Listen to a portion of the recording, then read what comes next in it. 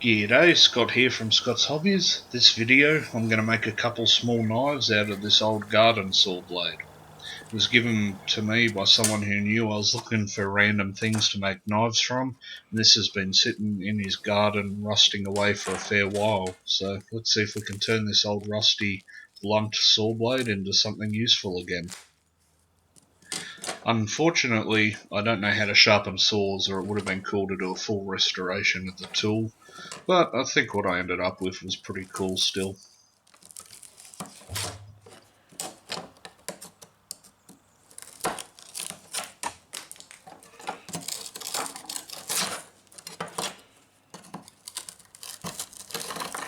It was very dirty on the inside. And unfortunately I forgot my layout die, which would have made seeing the scribe lines a whole lot easier. As you can see, it has a nice spring to it, so should hold an edge okay as well as be pretty tough. Also the steel's about 1.2mm thick. I then rough cut out the profiles with a cold chisel, which is a task that I quite enjoy. Also it means I don't have to worry about getting it too hot if I'm using an angle grinder, as you know, I'll be using the heat treat that the saw blade already has.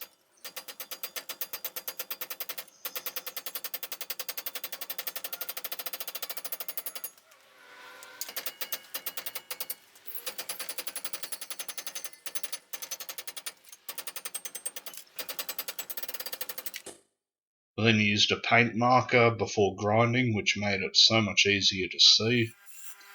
And I used the bench grinder to rough out the shape of the blades, deliberately going slow and checking the temperature often when at the cutting end.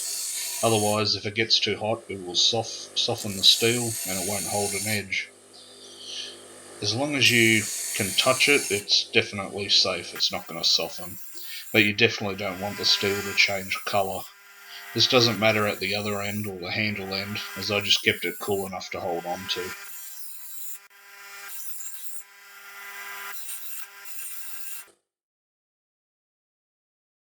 Once the blank was roughed out, I then fine-tuned the profile on my belt sander, and any bits I couldn't get to, I just used my files.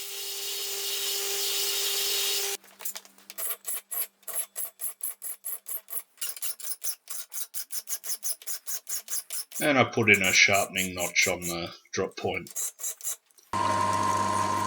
I could just drill through the steel, but as you can hear, the drill bit doesn't like it, and it really struggled on the last hole. Also, the edge of the bit was pretty chewed up afterwards.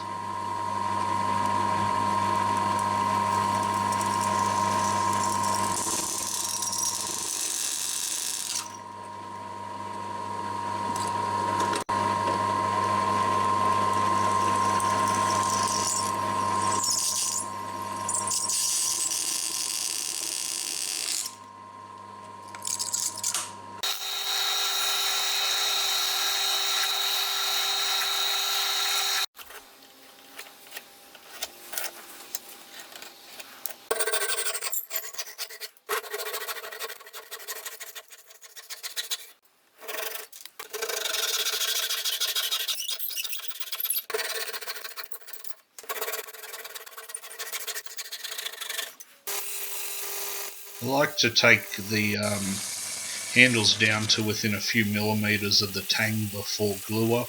I find it makes everything easier and neater for later on.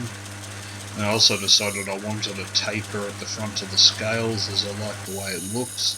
I didn't get them perfectly even, but fairly close. And I think it looks better with the taper than with it just dropping off. And then I finish sanded the front of the scales before gluing everything up. Now, I didn't get everything in view perfectly for glue up, but I think you get the idea of how I did this step. Also cleaned the blades beforehand with a wire wheel to get the rust off, and cleaned everything with acetone before glue up. Then painting the pins gives you a mechanical lock as well as the glue bond. This makes the handle nice and strong. And here they are all clamped up, and I left them like that for 24 hours. And here's what they look like once it's all dry, and it's now ready for shaping.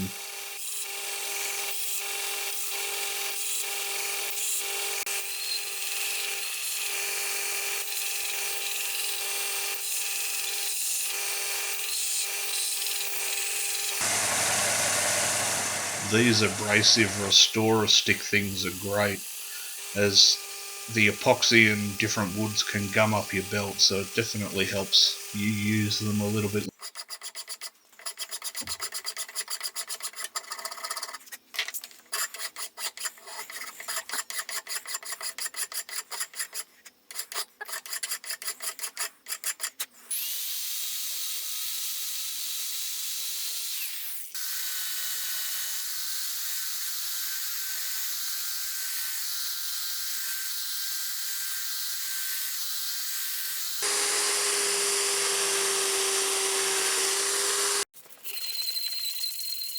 Now I'm just shaping the handle scales, and now I'm finished sanding them.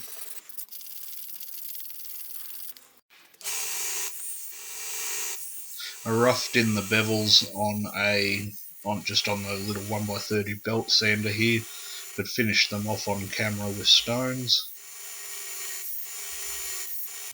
Then this is a mixture of boiled linseed oil and terps, which I left the knives in overnight. The big one only just fit in there. The next day I gave it a very light sanding with 800 grit sandpaper, and then wiped on some more oil. And as you can see, they came out absolutely lovely. The wood is called Silky Oak. It has an amazing grain pattern. It isn't the hardest wood, but it's fine for lighter duty knives, and is something I'm going to use more often now that I have some. So thanks for watching. Don't forget to comment, like and share. Subscribe if these videos are your type of thing, and have a good one.